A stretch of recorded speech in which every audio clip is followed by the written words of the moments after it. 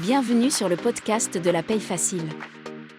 Je suis la narratrice et je suis heureuse de vous présenter les conseils d'Anthony Rocca. Vous pouvez retrouver l'ensemble des conseils à l'adresse la-paye-facile.com. Vous pouvez aussi vous inscrire à la newsletter. La newsletter par mail vous offre tous les jours des conseils et des offres promotionnelles. Sans plus tarder, voici le sujet du jour. Déclarer un arrêt de travail en DSN événementiel. Bien déclarer un arrêt de travail en DSN événementiel demande au gestionnaire de paye de la rigueur car il ne suffit pas de laisser faire le logiciel de paye. La DSN déclenche la transmission de l'attestation de salaire pour le versement des indemnités journalières qu'il y ait subrogation des IJSS ou non. Voici quelques conseils pour bien gérer les DSN événementiels en paye. Attention à ce que l'historique des DSN mensuels soit suffisant. Pour établir une DSN événementielle, vous devez vous assurer d'avoir un historique suffisant de DSN mensuelles transmises et acceptées sur NetEntreprise. Les salaires sont reconstitués à partir des DSN mensuels. Il faut 3 DSN mensuels pour générer une DSN événementielle arrêt travail et 12 DSN mensuels pour réaliser une DSN événementielle de sortie. Le message d'erreur associé est du type « Nous ne pouvons pas traiter la demande, DSN M-1 manquante ». En cas d'historique insuffisant, vous devez réaliser l'attestation sur NetEntreprise en mode EFI, saisie manuelle. Inutile de changer les salaires dans l'attestation de salaire réalisée dans le logiciel, elle ne sera pas prise en compte. Une DSN événementielle doit être réalisée pour tous les arrêts de travail quelle que soit leur durée. Il convient de réaliser une déclaration en DSN peu importe la durée de l'arrêt de travail même lorsque l'arrêt est de moins de 3 jours. Souvent, les gestionnaires de paye pensent que si l'arrêt n'ouvre pas le droit à des IJSS, il est inutile de faire une déclaration sociale nominative, alors que l'entreprise est tenue de déclarer en DSN tous les arrêts. Pas de nouvelle déclaration événementielle en cas de prolongation.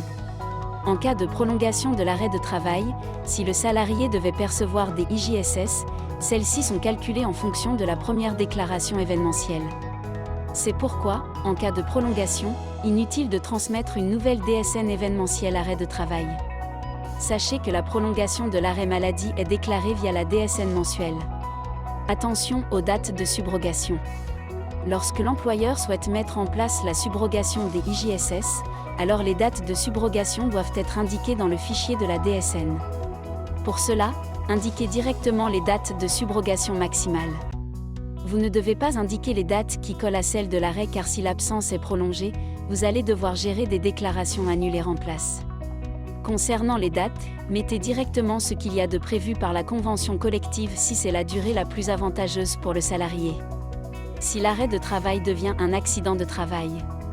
Si l'arrêt devient un accident de travail, c'est-à-dire si le salarié change de risque, alors vous devez faire une nouvelle DSN événementielle.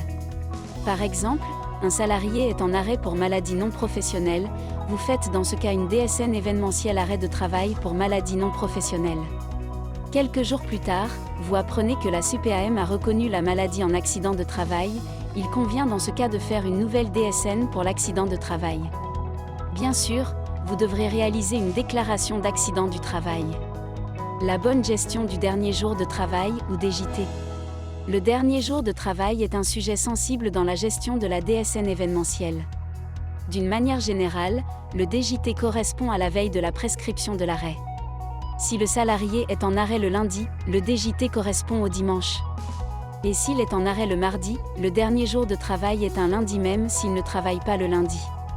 Si le dernier jour de travail est faux, alors la DSN événementielle sera rejetée. Transmettre les pièces complémentaires. Une DSN événementielle peut être mise en attente dans le cas où des pièces complémentaires sont attendues par la CPAM. C'est le cas des extraits de naissance en cas d'arrêt paternité par exemple. Dans ce cas, vous devez transmettre des pièces complémentaires hors DSN. Concrètement, vous envoyez un mail avec les pièces demandées. En cas de changement de RIB.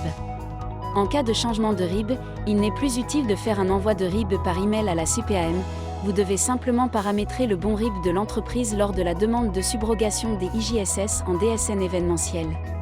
Ne perdez plus de temps avec NetEntreprise en cas d'erreur. Et si votre DSN événementiel comporte des erreurs ou est rejeté, alors vous pouvez dans un premier temps faire une DSN annule et remplace au lieu de faire une déclaration en EFI sur NetEntreprise. sachez que les informations sur l'arrêt de travail sont remontées en DSN mensuel. Consultez les comptes rendus sur la DSN événementielle.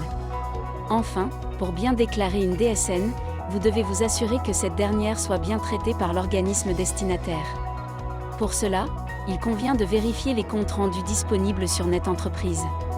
Pour recevoir tous les jours des conseils et des offres promotionnelles pour réussir à devenir gestionnaire de paye, abonnez-vous à la newsletter d'Anthony Rocca.